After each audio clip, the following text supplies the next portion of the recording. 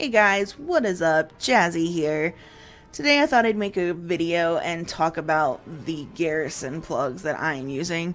I've had a couple people ask me, what I do to make gold and stuff like that on my Garrison and what I think are the best buildings. So I thought I'd go ahead and break down what I have going on for you guys. Now, the big thing here for me is that I actually have 7 Garrisons.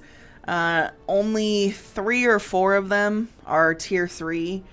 Most of them are level 2, and then I've got a couple, alts that have them that are level 1. It does help to have multiple characters. Obviously, the more you have, the more money you're gonna make, but any of this can be done on one character or a couple or whatever it is that you have. So the first thing I'm going to talk about is what plugs it is that I'm using on my Garrison. Now, I pretty much set up all of my Garrisons the same way, with a few variations, trying to get, achievements and stuff like that, or mounts or whatever have you. But basically for my money making, they're all the same.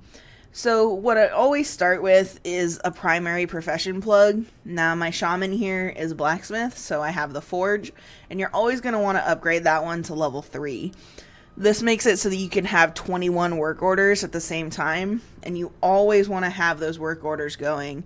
That'll allow you to make your daily cooldown item faster, and the faster you can make the daily cooldown item, the faster you can craft the epics for whatever profession it is you have, and those will get you a good amount of money. The cool thing too with 6.2 is, if you get the daily trader for whatever your profession is, you can actually buy a pattern from them that will allow you to make more of the daily cooldown item for however many primal spirits you have, basically. So it takes a little bit of whatever your profession item is. Say for blacksmithing, it's going to take a little bit of each kind of ore and a primal spirit, and I'll be able to make as many of the true steel ingots as I can based on primal spirits.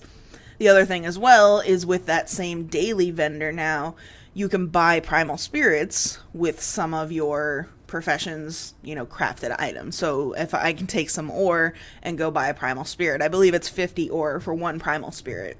So it's a good way to use up that surplus that you have. So definitely recommend at least having one primary profession plug and upgrading it to level 3. It's definitely something you want to have on your plot.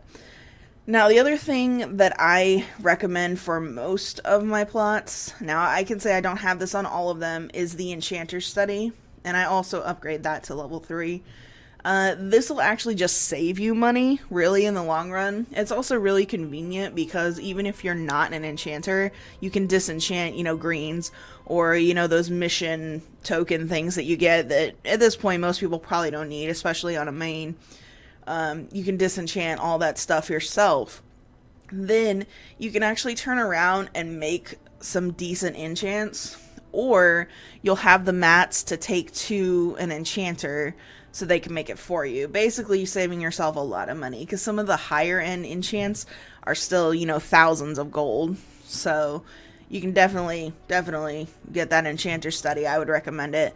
Also, the same concept as your primary profession plug, putting it up to level 3 allows you to carry more work orders, and that's always good to do as many as you possibly can. My other small plug here is a storehouse.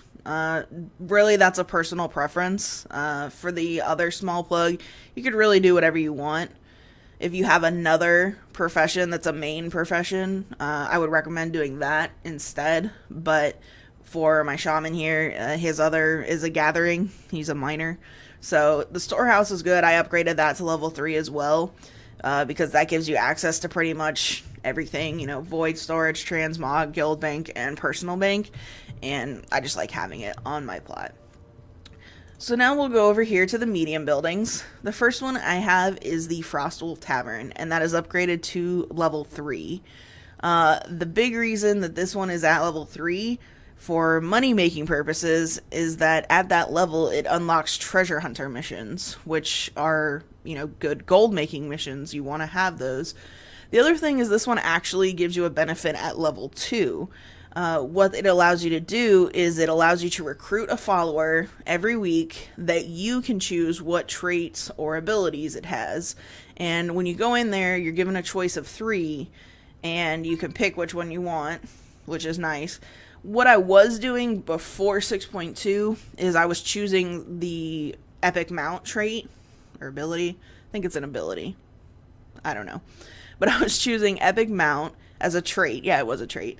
And what that does is it cuts mission times in half, which was nice. So I was getting a bunch of those and it stacked. So I was able to take at one point like a 23-hour mission and cut that down to like 2 or 3 hours, which was great because I think that was for my stones for the legendary ring. What I'm doing now as of 6.2 is recruiting followers with the treasure hunter trait, and this is a new trait that they just added. What it does is it increases your gold gain from missions by 100%. So, you know, if you have a 100 gold mission, you stack 3 of those guys on top of it, you got 300 gold now, which is really, really nice. I love it. I was actually able to take the Blingatron mission, which is the highest gold generating mission you can get. It gives you 500 gold at base, and I upped that to 1500, which was nice. That was super awesome. So definitely recommend that if you're looking to make some money from your garrison. That's a really good way to do it. The other thing that I have is a trading post. That is my next medium building. So on this one, you actually don't even have to upgrade it to level 2 or 3 if you don't want to. Basically what this is it allows you to generate garrison resources. I have this on all of my characters, I believe.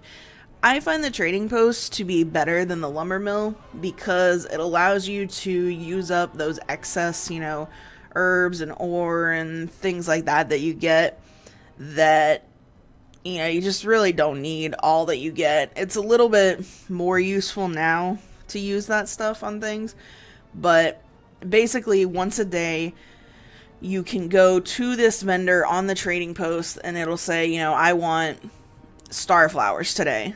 So you give them 5 star flowers for, you know, resources basically per order. So I like having that. It's a good way to generate garrison resources for me, and I like having that on my plot. If you want to upgrade it to level 2 or 3, I think I went ahead and did it on this one because I wanted to get the rep going with the Laughing Skull orcs. You can get, you know, transmog stuff and things like that.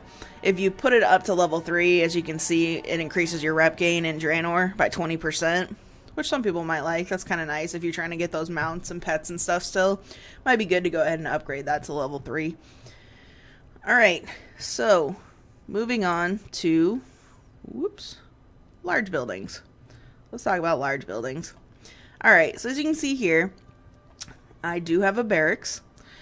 I have not upgraded it to level 3.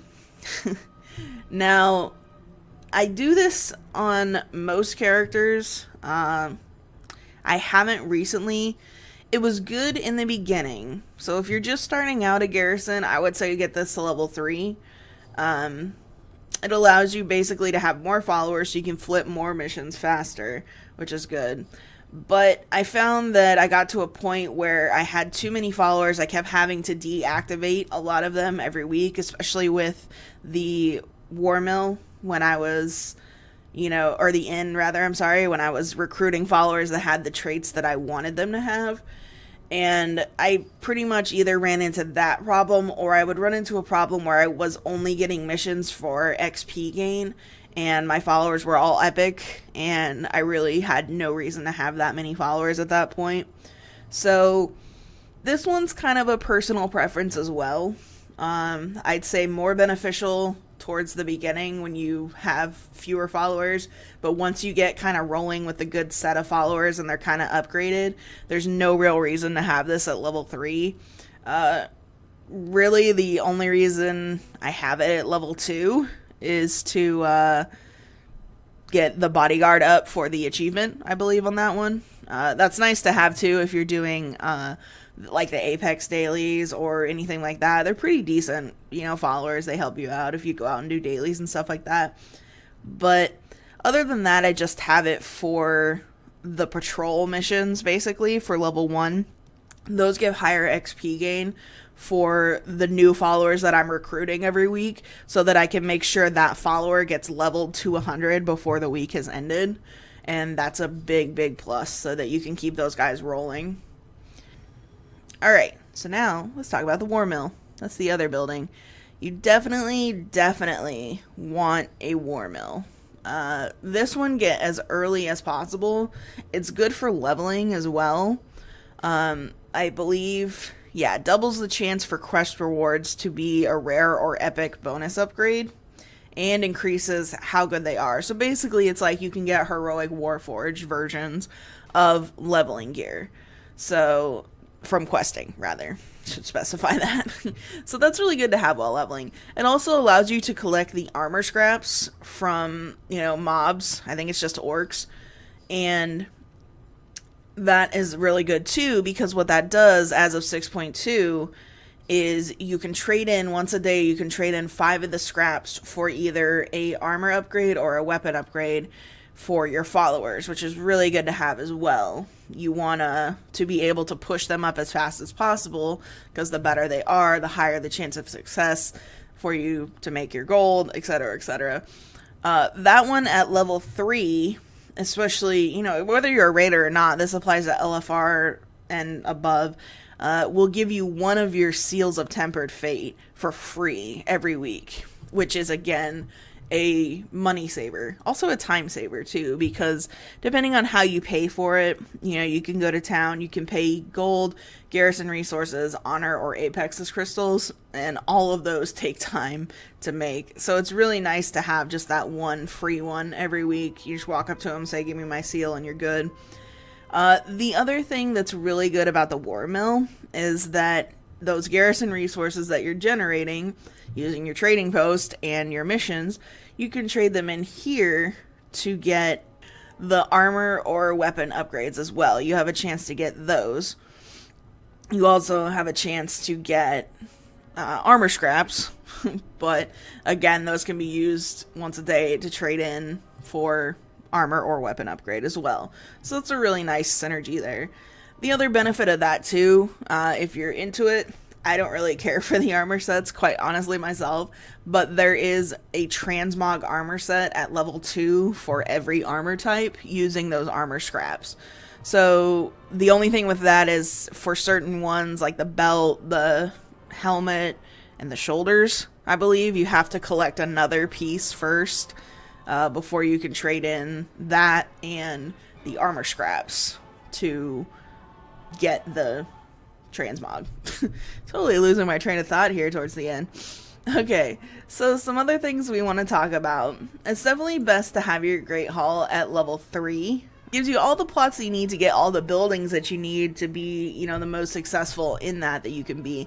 Also, it gives you a port to Ashran, which is really nice. Gives you a port to your capital city, and gives you the option to put up 3 monuments, which I don't think I have any of those yet, but they're pretty cool.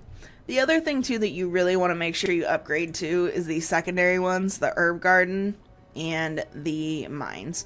Now, the herb garden, not necessarily do you have to bump it up.